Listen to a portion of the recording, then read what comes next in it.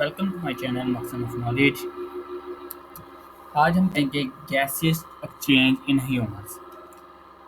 Human में जो gases हैं कार्बन डाइऑक्साइड और ऑक्सीजन का एक्सचेंज कैसे होता है, तबादला कैसे होता है। In humans and other higher animals the exchange of gases is carried out by the respiratory system. Gases exchange का जो सिस्टम है वो हायर एनिमल्स में या ह्यूमंस में कैसे होता है, रेस्पिरेटरी सिस्टम की मदद से गैसों का तबादला होता है। We can divide the respiratory system in two parts, the air passageway and the lungs. हवा का रास्ता और जो फेफड़े हैं, इन ये दो हिस्से हैं रेस्पिरेटरी सिस्टम के। ह्यूमन बॉडी में बहुत से ऑर्गन्स होते हैं जैसे heart, brain, liver, stomach, reproductive system, kidneys and lungs. और आज हम पढ़ेंगे लंग्स के बारे में। लंग्स एंड रेस्पिरेटरी सिस्टम आप देख सकते हैं। रेस्पिरेटरी सिस्टम ऐसा होता है, हमारी नेजल कैविटी से शुरू होता है और लंग्स तक जाता है। जब भी हम एक्सरसाइज करते हैं तो हमारे जो मसल्स हैं वो थक जाते हैं, मसल फटीग फील करते हैं, हम थकावट फील करते हैं मसल्स में। तो उनके लिए हमें क्या चाहिए होती है, ऑक्सीजन। मसल्स को क्या क्या चाहिए होती है, ऑक्सीजन चाहिए होती है। आपने गौर किया होगा, नोटिस किया होगा कि जब भी आप एक्सरसाइज करते हैं तो आपकी सांस फूलना शुरू हो जाती है ज़्यादा एक्सरसाइज करने की वजह, क्योंकि आपके जिस्म को, आपकी बॉडी को ऑक्सीजन की ज़्यादा ज़रूरत होती है। जबकि नॉर्मल रूटीन भी हमें कार्बन डाइऑक्साइड को बाहर निकालना होता है और ऑक्सीजन को इनहेल करना होता है। हमारे जिस्म को ऑक्सीजन की ज़रूरत होती है और कार्बन डाइऑक्साइड को बाहर निकालती है हमारी बॉडी। तो लंग्स के बारे में हम पढ़ते हैं, लंग्स क्या होते हैं। The lungs are bag-like organs. क्या होते हैं, एक थैलानुमा organs होते हैं that are the part of body's respiratory system and are used for breathing. Respiratory system के parts हैं lungs, आगे हम पीछे हमने पढ़ा भी है, जो कि क्या करते हैं, breathing. All the alveoli on the side constitute on a lung. alveoli क्या है, आगे हम respiratory system में पढ़ेंगे। जो alveoli है one side constitute a lung. हर लंग में एल्वेलाई का होती है। There is a pair of lungs in the thorax cavity.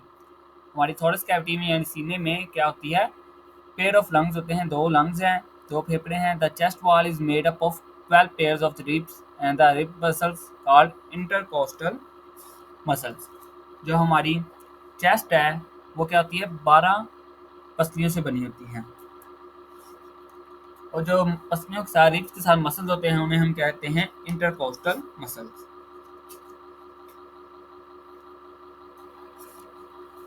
A thick muscular structure called diaphragm is present below the lungs. एक डायफ्राम होता है, एक मोटी मस्कुलर साख्त जिसे हम डायफ्राम कहते हैं, वो लंग्स के नीचे मौजूद होता है। The left lung is slightly smaller. जो हमारा बायां फेफड़ा है वो क्या होता है, स्लाइटली यानी थोड़ा सा छोटा होता है बनिस्बत दूसरे के, राइट साइड के लंग की निस्बत वो छोटा होता है। The left lung is slightly smaller and has two lobes. क्या होते हैं, लेफ्ट साइड लंग में क्या होते हैं, 2 lobes होते हैं, जबकि right side lung is bigger with 3 lobes. Right side के फेफड़े में क्या होते हैं, 3 लोब होते हैं।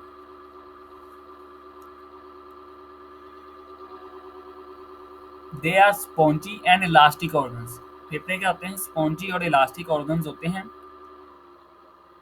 यानी कि स्फीज और लचकदार होते हैं।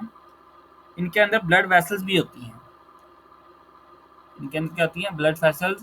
The lungs also have blood vessels that are the branches of the pulmonary arteries and veins. Each lung is enclosed by 2 membranes called the outer pleural membrane and the inner pleural membrane. हर फेफड़ा क्या होता है, 2 membranes होती हैं जिन्हें बैरूनी और अंदरूनी प्लेउरल मेम्ब्रेन्स कहते हैं। इन मेम्ब्रेन्स के दरमियान एक स्याह माया है जो फेफड़ों के ज़्यादा फैलने और सिकुड़ने के लिए रगड़ से बचाव यानी लुब्रिकेशन मुहैया करता है। जब हम ब्रीथिंग करते हैं, हम सांस लेते हैं, तो हमारे फेफड़े क्या होते हैं, फूलते हैं और सिकुड़ते हैं। तो इस अमल के दौरान फूलने और के दरमियान जो लुब्रिकेशन रगड़ है उससे बचाव के लिए क्या करती है, हमें ये सियाल माया रगड़ से बचाव के लिए लुब्रिकेशन मुहैया करती है।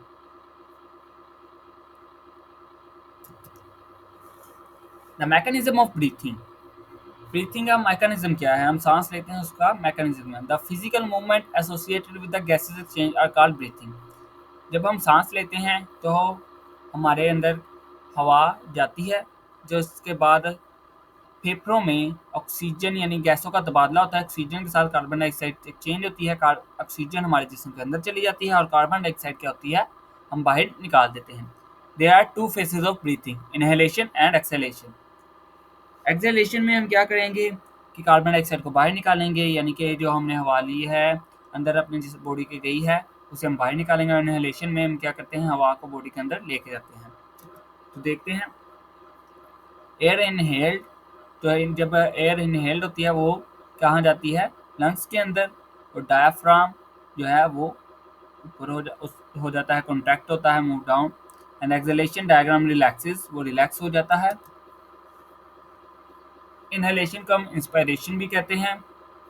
Inspiration, during inspiration the rib muscles contract and the ribs are raised. Inspiration के दौरान क्या होता है, जब भी हम सांस अंदर खींचते हैं तो मसल जो होते हैं, रिब्स के मसल्स वो सिकुड़ जाते हैं, जिससे रिब्स ऊपर उठ जाते हैं। इसी दौरान जो गुम्बदनुमा हमारा डायफ्राम है, वो डोम शेप का, वो क्या होता है, लोड हो जाता है, नीचे हो जाता है। इन हरकत से सीने के खिला का जो रकबा होता है, जिन्हें एरिया होता है वो थोरेक्स कैविटी का, वो बढ़ जाता है, जिससे क्या होता है, प्रेशर जो होता है हमारे लंग्स पर रिड्यूस हो जाता है, कम हो जाता है। As a result, the lungs expand and the air pressure within them also decrease. फेफड़े होते हैं, दबाव जो फेफड़े होते हैं उन पर जो दबाव होता है उसमें कमी आ जाती है, जिसके नतीजे में फेफड़े फैल जाते हैं और उनके अंदर का हवा का दबाव भी कम हो जाता है, यानी कि जो एयर है हम इनहेल की वो कम हो जाता है। बाहर की हवा फिर तेज़ी से फेफड़ों में अंदर, जब आपने वैक्यूम वगैरह के बारे में पढ़ा होगा, वैक्यूम में जब हवा कम होती है, खिलाफ ज़्यादा होता है, तो तेज़ी से हवा वैक्यूम की तरफ जाती है। प्रेशर क्योंकि उधर कम होता है, जब भी इसी तरह हमारे फेफड़ों में यानी लंग्स में जब प्रेशर कम हो जाएगा तो बाहर की हवा है वो लंग्स के अंदर जाएगी, इसलिए बाहर की हवा तेज़ी से फेफड़ों में दाखिल होती है, ताकि जो प्रेशर है बोथ साइड का, बाहर की साइड और इनर साइड का, आउटसाइड और इनर साइड का, वो इक्वलाइज हो जाए। और इसे हम क्या कहते हैं, इनहेलेशन, इंस्पिरेशन। और इसके बाद हम क्या करते हैं, हवा को बाहर भी निकालते हैं। सारी बात है, सांस हम लेते हैं तो हवा अंदर जाती है जिस्म के अंदर, तो हवा बाहर भी निकालते हैं। तो हवा को बाहर निकालने का अमल हम क्या कहते हैं, expiration and exhalation. After the gases exchange, जब हवा हमारे लंग्स के अंदर जाती है तो वहाँ गैसों का तबादला होता है। तो उसके बाद द इम्प्योर एयर, यानी कि जो कार्बन डाइऑक्साइड पर मुश्तमिल होती है, वो बाहर निकाल दी जाती है एक्सहेलेशन के जरिए। And the rib muscles relax, जो रिब के मसल होते हैं, पसलियों के रिब्स के, वो क्या होते हैं, रिलैक्स हो जाते हैं। Bringing the ribs back to the original position, ribs वापस अपनी पोजीशन पर आ जाते हैं। जो डायफ्राम होता है वो भी क्या होता है, रिलैक्स हो जाता है और अपनी जगह पर वापस आ जाता है। And this reduces the space in the chest cavity. इसकी वजह से क्या होती है, जो हमारी चेस्ट कैविटी है उसमें जो स्पेस है वो कम हो जाती है, और जिसकी वजह से जो लंग्स में प्रेशर है वो बढ़ जाता है। And the increase the pressure on the lungs and the lungs contract and the air is expelled out of them. जब लंग्स में प्रेशर बढ़ जाएगा तो क्या करेंगे, वो कॉन्ट्रैक्ट होंगे और जो एयर है हमारे लंग्स में वो क्या होगी, बाहर की तरफ चली जाएगी। आगे हमने ये तो पढ़ लिया कि इंसान में गैस, हवा अंदर जाती है, गैसेज एक्सचेंज होती हैं और हवा फिर बाहर जाती है। लेकिन गैसेज एक्सचेंज होती हैं ये हम अभी पढ़ेंगे। Humans breathe 16-20 times per minute in normal circumstances at rest. क्या एक नॉर्मल इंसान जो है वो क्या करता है, आम हालात में उसकी सांस लेने की रफ्तार जो होती है 16 से 20 मरतबा फी मिनट होती है। पर मिनट 16 से 20 मरतबा वो ब्रीथ करता है एट एन रेस्ट, नॉर्मल, जब आराम की हालत में होता है। और जो in the brain the respiratory centre is sensitive to the concentration of carbon dioxide in the brain. जो हम सांस लेते हैं, जब हम एक्सरसाइज करते हैं तो कार्बन डाइऑक्साइड की जो मकदार है वो बढ़ जाती है ब्लड में। तो जो रेस्पिरेटरी सेंटर है ब्रेन में हमारे, वो बहुत सेंसिटिव होता है, तो वो सिग्नल भेजता है कि ताकि कार्बन डाइऑक्साइड को हमारी बॉडी से बाहर निकाला जाए और ऑक्सीजन को इनहेल किया जाए। अब हम पढ़ते हैं एयर पैसेज वे। हम इसमें देखेंगे कि हमारे जिस्म में गैसों का तबादला होता कैसे है। पहले तो हम देखेंगे हवा किन किन रास्तों से गुजरकर लंग्स तक जाती है। पहले तो हमने जनरली देखा कि हवा लंग्स के अंदर जाती है, गैसों का तबादला होता है और उसके बाद हवा बाहर निकल जाती है, जिसके दौरान क्या होता है कि ऑक्सीजन हमारे जिस्म में चली जाती है और कार्बन डाइऑक्साइड को हम बाहर निकाल देते हैं। लेकिन अब हम देखेंगे कि वो हवा किन किन पार्ट से गुजर कर जाती है और वो गैसों का तबादला कहाँ पर होता है। The air passageway consist of the parts through which the outside air comes in the lungs and after the exchange of gases it goes out। हम अब पार्ट्स को देखेंगे जिनके ज़रिए हवा जो है बाहर से लंग्स के अंदर आती है और उसके बाद गैसेज एक्सचेंज यानी गैसों के तबादले के बाद बाहर चली जाती है। Parts of passage of air consists the nose encloses the nasal cavity. पहले हम आ जाते हैं कि नोज, जिसमें अंदर क्या होता है, नेजल कैविटी के बारे में हम देखते हैं। नाक के अंदर खाली जगह, नाक के अंदर जो खाली जगह होती है वो हमें क्या कहते हैं, उसे nasal cavity. It opens to the outside through the opening called nostrils. जो हमारी नाक है वो दो ओपनिंग होती हैं उसकी, उसे हम क्या कहते हैं, नोस्ट्रिल्स कहते हैं। The nasal cavity is divided into two portions by a wall. आपको पता है आपकी नाक में दो ओपनिंग है, उसे हम नोस्ट्रिल्स कहते हैं और वो डिवाइडेड की जाती है एक वॉल के जरिए। And the each portion is lined by a fine hairs and mucus which filter the dust particles from the air। हमारे हर एक पोर्शन में क्या होते हैं, हेयर्स होते हैं और म्यूकस होता है, जो क्या करता है हवा को इनहेल करते वक्त जो डस्ट पार्टिकल्स हैं उन्हें वहीं पर रोक लेता है, हमारी बॉडी के अंदर नहीं जाने देता।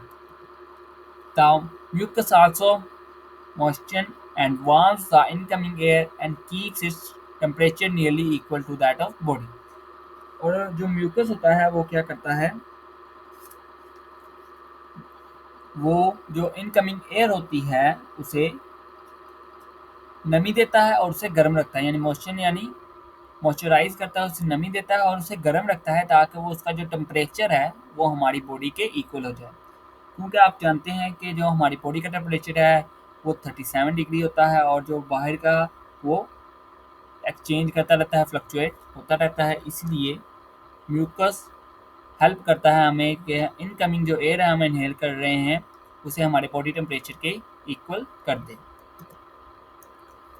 इधर आप डायग्राम देख रहे हैं जिस पर हम क्या कर रहे हैं कि नेजल कैविटी सारे पार्ट्स बताए गए हैं। नेजल कैविटी से हवा दाखिल होती है, नेजल कैविटी में नोस्ट्रिल्स की वजह से, ये आप नोस्ट्रिल्स देख रहे हैं, नोस्ट्रिल्स हैं, उससे हवा दाखिल होती है, नेजल कैविटी में जाती है। और ओरल कैविटी जो है उससे हम खाना खाते हैं, उससे भी हवा हमारे जिस्म में जाती है, लेकिन उसका हमारे इस लेसन से कोई ताल्लुक नहीं, उससे हम खाने के अमल के दौरान ये पढ़ेंगे। और जो नेज़ल कैविटी है उससे हवा कहाँ जाती है, फेरिंक्स में,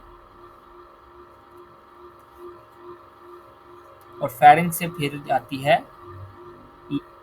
एसोफेगस, एसोफेगस से लैरिंक्स में, और लैरिंक्स से फिर ट्रेकिया, ट्रेकिया के आगे जो दो हिस्से हैं वो उन्हें हम ब्रोंकाई कहते हैं, उससे फिर एल्वेओलर डक्ट और फिर एल्वेलाई में। आगे हम इन्हें तफसील से पढ़ते हैं। The nasal cavity opens into the pharynx by means of two small openings called internal nostrils। जो हमारे नाक है, हमारी नोज है, उस नेजल कैविटी के अंदर वाली साइड पे, इंटरनल साइड पे भी दो नोस्ट्रिल्स होती हैं जैसे बाहर की साइड पे है, उन्हें हम इंटरनल नोस्ट्रिल्स कहते हैं, जो कि कहाँ खुलती हैं, फेरिंक्स में। यहाँ से हवा नोस्ट्रिल से, आउटर नोस्ट्रिल से नेजल कैविटी में गई और इंटरनल नोस्ट्रिल से वो कहाँ पर गई, फेरिंक्स में। The pharynx is a muscular passage and is a common to both food and air. Pharynx क्या होता है, वो एक मस्कुलर होता है, पैसिव होता है, जो कि खुराक और हवा दोनों के लिए मुश्तरक है। खुराक और हवा दोनों के लिए मुश्तरक है। और ये जो रास्ता है एसोफेगस के सुराख और लेरिंक्स तक फैला होता है। It extends to the opening of the esophagus and the larynx. The air goes from the pharynx into the larynx. Esophagus क्या होता है? जब हम खाना खाते हैं तो वो esophagus होता है, उधर हमारा खाने वाली खुराक जो होती है वो जाता है मटेरियल। तो जो हवा है वो pharynx से larynx में जाती है, esophagus में नहीं। We know that glottis is a narrow opening at the floor of the pharynx, which leads into the larynx. हवा फेरिंक्स से लैरिंक्स में जाती है। हम जानते हैं कि फेरिंक्स के जो फर्श पर है एक सुराख है, ग्लोटिक्स। ग्लोटिक्स जो है वो लैरिंक्स में खुलता है। जो हमारे पास है एक नाली है, उसमें एक सुराख होता है और जिसे हम कहते हैं ग्लोटिस। ग्लोटिस जो होता है वो लैरिंक्स में खुलता है। और इधर एक पर्दा भी होता है। The larynx is a box made up of cartilage. It is a present between pharynx and the trachea. जो लैरिंक्स है वो क्या होता है, एक बॉक्स जो होता है वो कार्टिलेज से बना होता है और फेरेंक्स और ट्रेकिया के दरमियान पाया जाता है। और इधर एक एपिग्लॉटिस भी होता है। टिश्यू का एक पर्दा होता है जिसे हम क्या कहते हैं, एपिग्लॉटिस, जो क्या करता है ग्लॉटिस की हिफाजत करता है। जबकि हम खाना खा रहे होते हैं तो खाना का जो मवाद है, पार्टिकल्स हैं, वो हमारे लंग्स में ना चले जाएं, इससे बचाव के लिए हमारे ग्लॉटिस पर क्या होता है, एक एपिग्लॉटिस होता है, एक पर्दा होता है जो कि हमारे जिस्म में, हमारे लंग्स के अंदर खाना के पार्टिकल्स को, खुराक के पार्टिकल्स को जाने से रोकता है, बचाता है। जो लैरिंक्स होता है उसे हम वॉइस बॉक्स भी कहते हैं। And the two pair of fibrous bands called vocal cords are stretched across the larynx. हमने पढ़ा कि लैरिंक्स कार्टिलेज का बना होता है और ये फेरेंक्स और ट्रेकिया के दरमियान में होता है। इसे वॉइस बॉक्स भी कहते हैं, यानी कि आला सूत, यानी आवाज़ पैदा करने वाला खाना भी कहा जाता है। इससे हम क्या कहते हैं, आवाज़ पैदा होती है। लैरिंक्स के अंदर एक तरफ से दूसरी तरफ रेशेदार पट्टियों के दो जोड़े होते हैं जिन्हें हम क्या कहते हैं, फाइब्रस बैंड। फाइब्रस बैंड के क्या होते हैं, दो जोड़े होते हैं और इन पट्टियों को हम क्या कहेंगे, वोकल कॉर्ड्स। जब भी हवा वोकल कॉर्ड से गुजरती है, the vocal cords vibrate when the air passes through them. जब भी हवा वोकल कॉर्ड से गुजरती है तो वो क्या करते हैं, वाइब्रेट करते हैं। तो ये जो वाइब्रेशन है, ताश है, उससे क्या होता है, साउंड पैदा होती है। This vibration produces sound. Larynx continues to the trachea. Larynx क्या होता है, ट्रेकिया तक कंटिन्यू चलता है मुसलसल, यानी कि लेरिंक्स से आगे ट्रेकिया होता है, which is also called the wind pipe. Trachea को हम क्या कहते हैं, हवा की नाली, विंड पाइप भी कहते हैं। और ये 12 सेंटीमीटर लॉन्ग होता है। हमारे जिस्म के अंदर जो ट्रेकिया की लंबाई है वो नॉर्मली क्या होती है, 12 सेंटीमीटर लॉन्ग होती है। और एसोफेगस के सामने की तरफ मौजूद होता है। जो ट्रेकिया है वो एसोफेगस के बिल्कुल सामने होता है, lies in front of oesophagus. And there are C shaped cartilage. Trachea में क्या होती है, सी शेप की कार्टिलेज रिंग्स होती हैं जो क्या करती है, ट्रेकिया को सिकुड़ने से बचाती है। जब उसके अंदर से हवा ना गुजर रही हो तो उसे सिकुड़ने से बचाती है।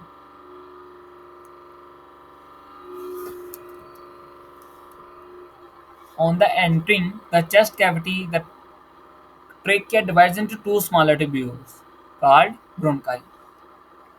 जो जब ट्रेकिया जो है वो हमारी चेस्ट कैविटी में दाखिल होता है तो वो दो स्मॉलर ट्यूब्स में डिवाइड हो जाता है जिन्हें हम क्या कहते हैं, ब्रोनकाई। और अगर एक हम सिंगुलर कहें तो वो ब्रोनकस होगा। The bronchi also have cartilaginous plates in their walls. Bronchi के अंदर भी कार्टिलेजिनस रिंग्स होती हैं, प्लेट्स होती हैं, जैसे कि ट्रेकिया में है, जो कि उसे क्या करती हैं, सिकुड़ने से बचाती हैं। Each bronchus enters into the lungs of its outside and then divides into smaller branches.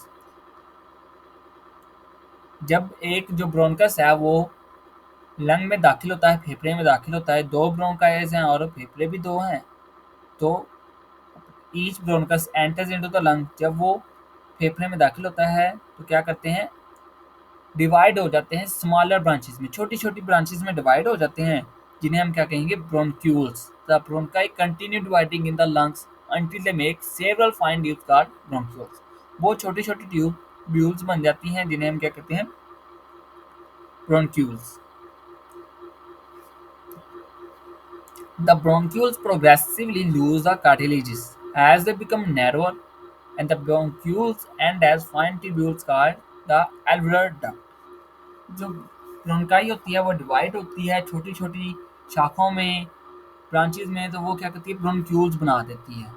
और जो ब्रोंक्यूल्स हैं यानी कि ब्रोंकाई ब्रोंक्यूल्स बनते हैं वो प्रोग्रेसिवली वो डिवाइड होते जाते हैं, वो नैरो नैरो छोटी से छोटी ब्रांचेस शाख बनाते जाते हैं, progressively lose the cartilage as they become narrow. और जो उनमें जो कार्टिलेज होती है, रिंग्स होती हैं, कार्टिलेजेस रिंग, वो जैसे जैसे वो ब्रीक होती जाती हैं, छोटी छोटी होती जाती हैं, ब्रांचेस शाख पतली होती जाती हैं, तंग होती जाती हैं, वो क्या होती हैं, उनमें कार्टिलेज खत्म होता जाता है। और आखिर पे क्या होता है, जो ब्रोंक्यूल्स हैं वो फाइन ट्यूब्यूल्स यानी बहुत ब्रीक ट्यूब्यूल्स बन जाती हैं, जिन्हें हम क्या कहते हैं, एल्वुलर डक्ट। और जो एल्वुलर डक्ट होती है, each alveolar duct opens into a cluster of pouch called alveoli. जो हर एल्वुलर डक्ट है, थैलियां होती हैं हवा की, वो एल्वुलाई के एक गुच्छे में खुलती हैं। The alveoli form the respiratory surface in a human body। जो एल्वुलाई होती है वो क्या करती है, इंसान के जिस्म में गैसों के तबादले की सतह बनाती है। अब हमने यहाँ देखा कि the alveoli form the respiratory surface in the human body, कि जो गैसों का तबादला होता है जब हम हवा इनहेल करते हैं और फिर एक्सप्रेशन करते हैं यानी हवा बाहर निकालते हैं, तो जो उसके दौरान गैसेस का तबादला होता है, गैसेस एक्सचेंज होता है, वो कहाँ पर होता है, एल्वुलाई पे।